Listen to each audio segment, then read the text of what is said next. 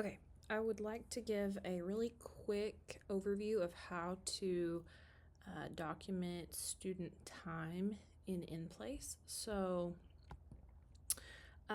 for time tracking, so Integris requires that we track all the time that students are actually in clinical in certain slots so that we can prove we're using the slots that we request.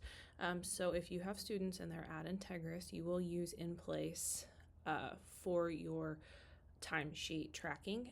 So what you'll need to do is log into InPlace. You'll go over here to the left hand bar, a navigation bar, go to placement, and you're going to go to manage timesheet. So the main thing is to make sure that you're on the correct date.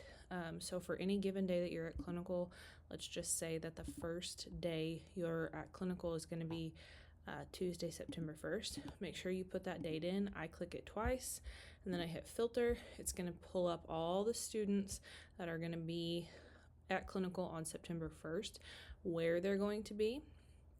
And so the first action you're actually going to do is you're going to click this top checkbox over here on the left, and then you're going to hit the drop down arrow that says bulk action items.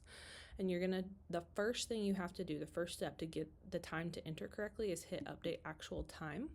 And so you can either put 6:30 to 2:30 or 7 to 3, it doesn't matter as long as you're accounting for the whole 8 hours. So I'll go ahead and enter 700. And then I'll go ahead and I do this during the day and then enter it at 3. And then I'll hit save. If you ever do have a student who has to leave early for some reason or they have an emergency, you can always go back and edit their individual time. Just know that. So if you had to do that, you could come out of here. We'll uncheck everybody and say Kylie had to leave early for whatever reason. I can always go in here and update her actual time and fix it and then account for whatever she missed. So we'll hit cancel there.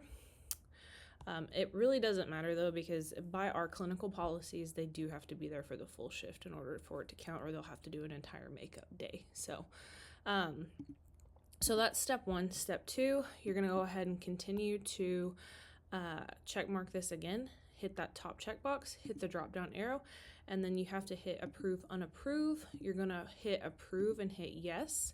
And you're going to hit save, and it will actually document them for 8 hours, and it'll basically show that our students were in the facility at clinical for 8 hours with approved time. And so that's the way you actually track that we're utilizing slots in the clinical facility.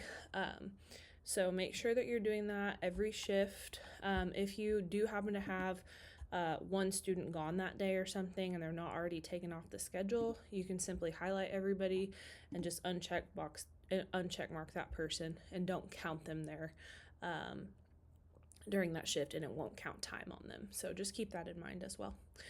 Hopefully this is helpful and kind of is a good walkthrough of how to track time in InPlace. Let me know if you have any questions.